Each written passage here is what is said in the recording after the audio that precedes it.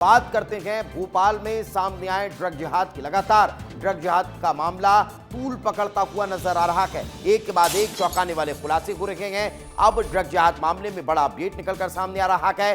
Drug तस्कर यासिन के खिलाफ एफआईआर दर्ज हो चुकी है। निशातपुरा थाने में एफआईआर दर्ज की गई है। छेड़छाड़ और शारीरिक संबंध बनाने को लेकर एफआईआर दर्ज की गई है।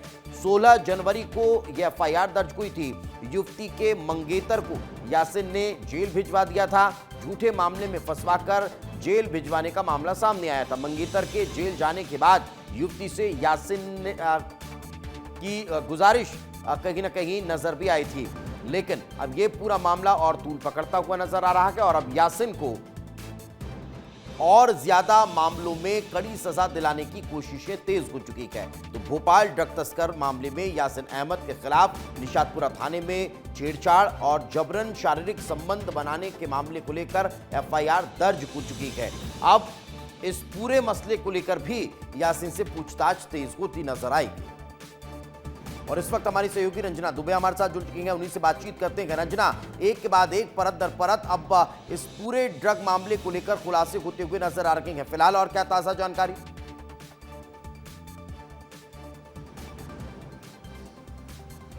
देखिए दीपेश, ड्रग तस्करी के मामले में लगातार अब कई ऐसी चीज़ें सामने आ रही हैं जो चौंकाने वाली भी हैं। और जो ड्रग तस्कर है यासीन, उसके मोबाइल से कई ऐसे आपत्तिजनक वीडियो भी मिले हैं लड़कियों के, जिसको लेकर अब पुलिस पूरे मामले की जांच पड़ताल में भी जुटी हुई है। देखिए, यासीन के खिलाफ जनवरी 2025 में निशातपुरा थाने में शिकायत की गई थी कि कैसे उसके मंगेतर को जेल भेज दिया गया था और कैसे उस पर शारीरिक संबंध बनाने को लेकर प्रेशर बनाया जा रहा था। और उसके बाद जब निशातपुरा थाने में शिकायत भी की गई थी, लेकिन मुचलके पर जो यासीन है उसको छोड़ दिया गया था। लेकिन अब इन सभी मामलों को, ड्रग तस्करी में गिरफ्तार होने के बाद यासीन के इन सभी मामलों को भी उसमें जोड़कर देखा जा रहा है और एक के बाद एक हर मामले की बारीकी से पड़ताल की जा रही है। और अब इस मामले को भी उसमें जोड़ दिया गया है और अब ये कहा जा रहा है कि अभी कई और ऐसी चीजें हैं दीपेश जो निकल कर सामने आएंगी। और अभी ये जो तार है सिर्फ यहीं तक सीमित नहीं रहेंगी, बल्कि इसमें कई और ऐसे आरोपी भी हैं जो गिरफ्तार हो सकते हैं आगे चलकर।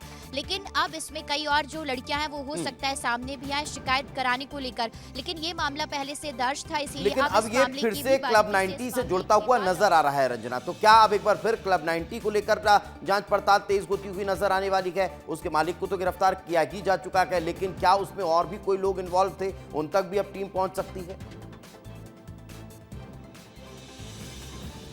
देखिए, क्लब 90 को पहले ही धराशायी किया जा चुका था दीपेश। और जो मैनेजर हैं मोहित बघेल, उनको भी गिरफ्तार किया। जो छोटी जो मछली के नाम से हैं शाहबर, उनको भी गिरफ्तार किया। और अब जो उनका भतीजा है यासीन, उसको भी गिरफ्तार कर लिया गया है। यानी अब जो कड़ियां हैं वो एक के बाद एक जुड़ी, उनको गिरफ्तार भी किया गया। लेकिन यहाँ पर किन किन लड़कियों को ले जाया जाता था, किसके कहने पर यहाँ पर लड़कियों को फंसाया जाता था, कैसे उनको ड्रग्स की लत में आदी बनाते थे, और खास करके जो हिंदू लड़कियां हैं उनको ही टारगेट करने का प्लान क्यों था और किसके इशारे पर ये जो सारा प्लान है उसको अंजाम देने की कोशिश की जा रही थी। तो इन कड़ियों को अभी तलाशने में पुलिस जुटी हुई है और अभी जांच पड़ताल की जा रही है। और उम्मीद यही कि जल्द से जल्द पुलिस जांच में ये सब चीजें भी निकलकर सामने आएंगी कि आखिर इसके पीछे सबसे बड़ा सरगना कौन है और लेकिन कैसे इसके साथ साथ 2 अगस्त वाली पार्टी को लेकर के भी क्या कुछ और खुलासे हो रहे हैं? कहां ये पार्टी होने वाली थी, कितने लोग इसमें शामिल होने वाले थे, कहां से ड्रग आने वाली थी, कौन सप्लाई करवाने वाला था, ये सारी चीजें क्या अभी तक स्पष्ट हो पाई हैं?